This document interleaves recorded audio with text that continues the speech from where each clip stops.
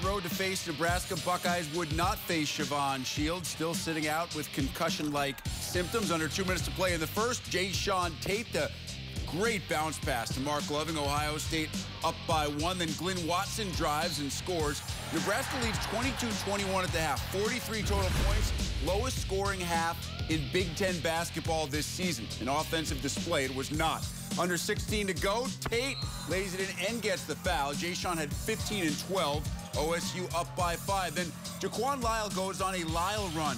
11 straight Ohio State points scored by Lyle, and Ohio State, coincidentally enough, up by 11.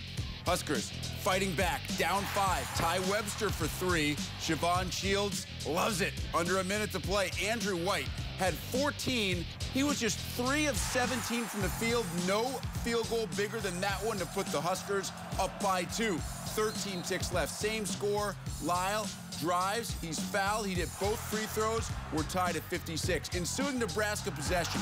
Watson is stripped by Lyle. Mickey Mitchell from nearly three-quarters court. It nearly goes. Instead, we go to overtime in OT, tied up at 62. It's Lyle again.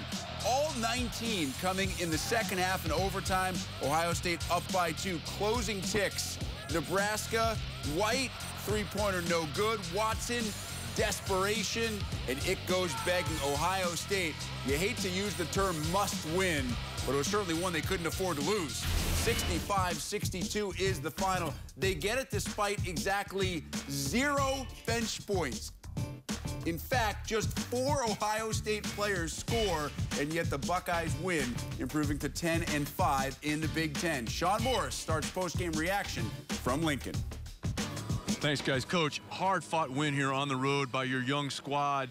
A lot of people, especially offensively down the stretch. JaQuan Lyle, we'll get to that. But let's talk about the defensive end of the floor and the job that Keita Bates-Diop when he was guarding Andrew White. Well, you know, it's funny because White hit the 3 over there in front of the bench, and we're like, hey, Keita.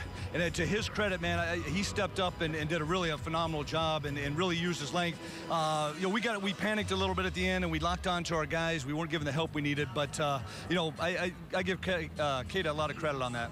Defensively, he was really good, and then down the stretch with this young squad, JaQuan Lyle understanding that he had the size advantage, and he took advantage of it off the bounce getting to the rim. He really did. Did he score in the first half? I don't think he had a point, no. Did he? Yeah, and I kind of let him know that at halftime, and to his credit, wow, did he come out and compete. Speaking of competing, how important was it for your young squad to come into a hostile environment like this, not play their best game offensively, and still leave with a win? Oh, it's phenomenal, honestly, because the way we started the game, I mean, it was some ugly basketball. But no, I give our guys credit.